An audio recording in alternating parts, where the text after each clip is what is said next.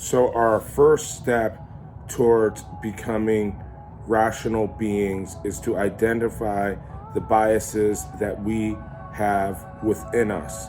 And there are 6 main biases. They are the appearance bias, the blame bias, the confirmation bias, the conviction bias, the group bias, and the superiority bias.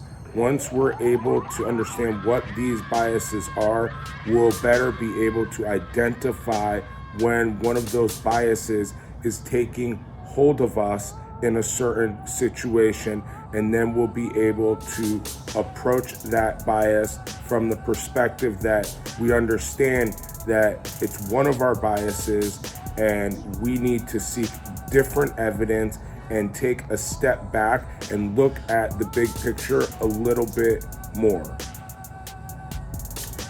The appearance bias. This bias is that when something looks the part, we're more likely to believe it. If he has a doctor's coat on and a stethoscope, we're likely to believe what he says about health. If the person is wearing a business suit, we're likely to trust that they're a businessman. The thing is, we are more biased to believe good-looking people. So always try to dig that extra layer below when you're just taking something at face value, because things are never at face value. Everyone wears the mask. Appearance bias. The appearance bias creates the tendency in us to make snap judgments. We have to resist making snap judgments based on the surface appearance of people, situations, and the like. Confirmation bias. Now this one is the bias where when we have an idea, we go out seeking something to confirm our idea. So it's like we are looking for evidence that supports whatever proposition we hold dear in our mind. A way to try to combat the confirmation bias is to specifically go out and look for things that disconfirm or refute your deeply held belief. Confirmation bias.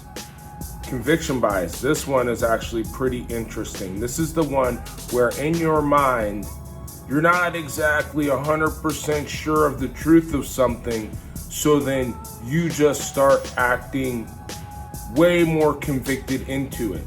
So the whole premise is kind of like, if you argue so hard for something, then it must be right. Well, that's not true. That's called the conviction bias. We see this a lot in politicians where they take such a hardline stance that everyone just assumes that they've looked into the details of something, which necessarily is not true. This is the conviction bias. When you see someone arguing so hard for something, that's when your antenna has to go up that this may be a conviction bias. The blame bias. This is the one where you blame other people who are plotting against you. You blame the circumstances. You blame the bad luck. This is also a bias. This is also the opposite of extreme ownership, what Jocko Willing talks about.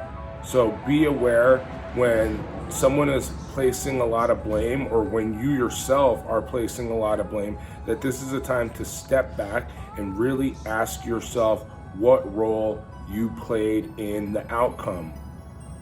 There was always something that you could have done better. Extreme ownership. The group bias. When we are members of a group, we subconsciously move towards the ideas of the group. This is kind of like group think. So if you're a member of a group and the group always believes certain things, it's best to take a step back and actually dig below the surface so that you can have some independent thought and not fall victim to the group bias. The superiority bias. This is the one where we think that we are more rational than other people. The bottom line is that we need to always seek evidence. Seek evidence that disproves notions that we've held, and seek evidence that proves it, and then weigh the evidence to come up with our own ideas based on facts and trying to come to the truth. So now you know a little bit about the biases. It's important to remember these biases: the appearance bias, the blame bias, conviction bias, confirmation bias, group bias, superiority bias.